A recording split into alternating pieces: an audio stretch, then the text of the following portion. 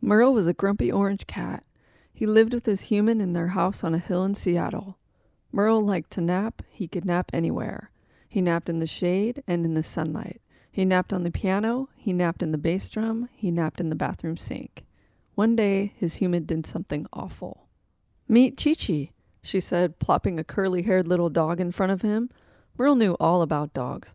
He watched them with one eye open while he napped in the music room window.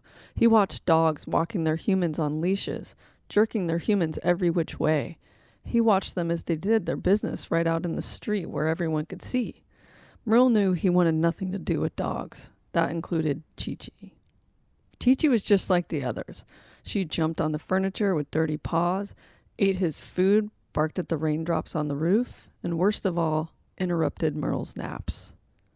One day when Merle's human had gone to that horrible place she called work, Chi-Chi jumped up onto the drum throne and started hitting the snare drum with her fluffy paws. "Stop that racket! I'm trying to nap," Merle meowed, but Chi-Chi didn't hear him. She tapped the floor tom and the cymbal. Bum, bum, bum, biz, biz, biz.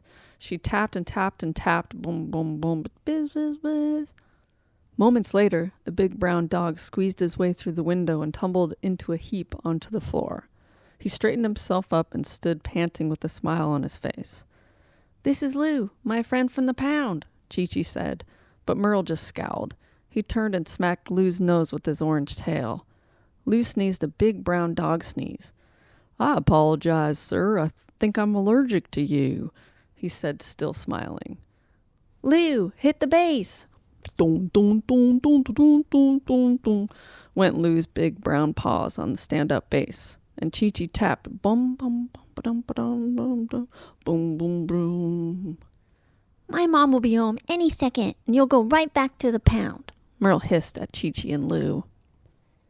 "You need not to worry," said a raspy voice from the window. Merle, Lou, and Chi-Chi turned to a black crow on the windowsill. "I will be your lookout. When you hear my crow 5 times, let this be a warning. Your human is driving up the hill." The crow bowed before flying off to his perch on the chimney.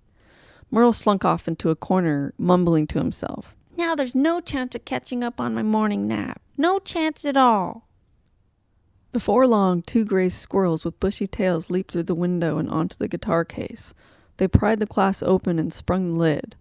One squirrel pirouetted and danced on the frets, while the other plucked the strings with his squirrel paws. Bing, bing, bing, da bing, bing, bing, bing, went the squirrels. Boom, boom, boom, biz, biz, biz, went the drums. Doom, doom, doom, do da bum, bum, bum, doom, doom, doom. "No, no, no! Stop this instant! Stop right now!" Merle screeched, leaping into the center of the room. "Enough! Enough! Enough!"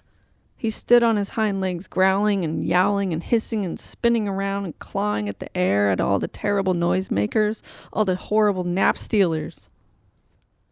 The animals froze with fear and watched the big orange cat screech and howl and hiss. And then it happened. Merle wasn't tired. For the first time in his life, Merle wasn't sleepy. It felt strangely good to screech and bellow.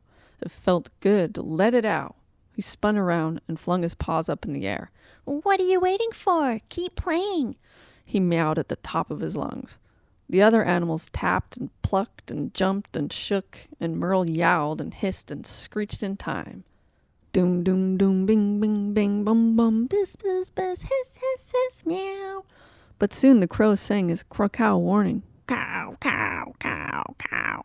The music was too loud. The animals just got louder and louder. And the crow, a panic rising in his throat, caw with all of his might as their human turned the key in the front lock. Cow, cow, cow, cow. But the band played. Chi-Chi smacked the drums and tapped the cymbals. Lou closed his eyes and bobbed his head in time as he pawed the bass. The squirrels danced and shook on their guitar. Merle yowled and spun with all of his might. The human opened the front door and walked toward the music room, talking to herself. That's strange. I don't remember leaving the radio on this morning. Doom, doom, doom, bum, bum, ba-dum, bung. The crow, wild-eyed, flew around the house in a flash. He swooped to the front door and pecked the button on the wall with his beak as hard as he could. Ding dong! That's strange, said the human after she turned and went back to answer the front door, gazing down at the crow on her front steps. There's nobody here. Must have been the wind. Tired from her long day at work, she went into the music room where she found Chi-Chi waiting anxiously to greet her, and Merle, napping as usual.